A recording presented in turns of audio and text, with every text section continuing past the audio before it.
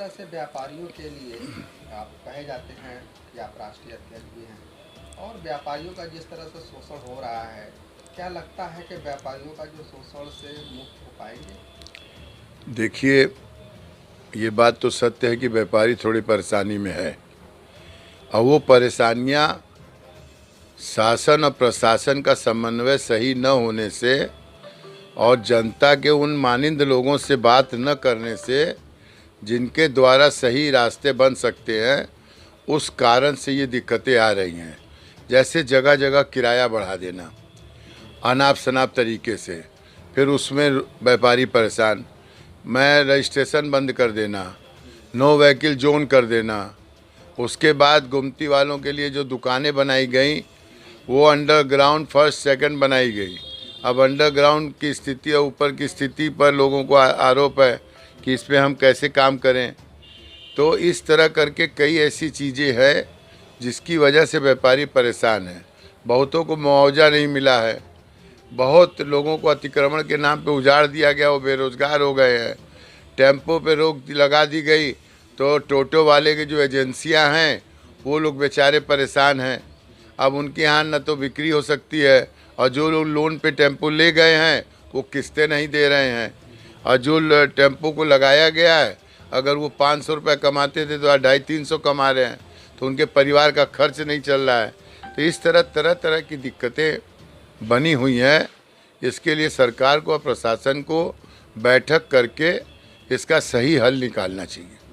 आप तो जिस तरह से बात रख रहे हैं सर, और अब व्यापारियों को अगर व्यापार मुक्त अगर करना होगा तो कैसे करेंगे?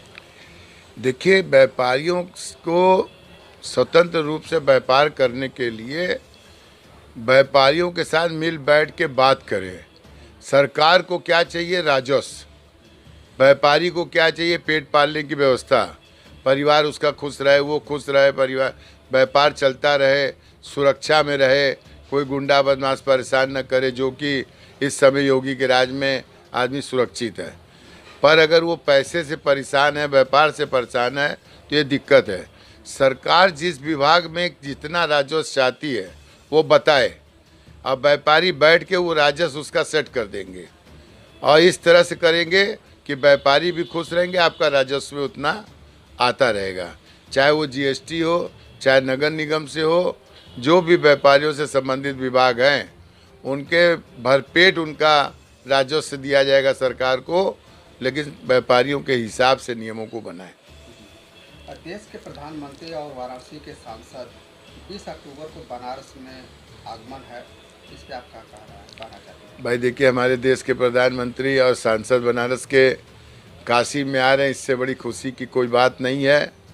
पर सांसद जी को अब सुरक्षा घेरे से हटकर भी लोगों से मिलना चाहिए और व्यापारियों के साथ एक बैठक करनी चाहिए, ताकि उनको ये पता लगे कि यूपी के व्यापारियों का क्या दर्द है।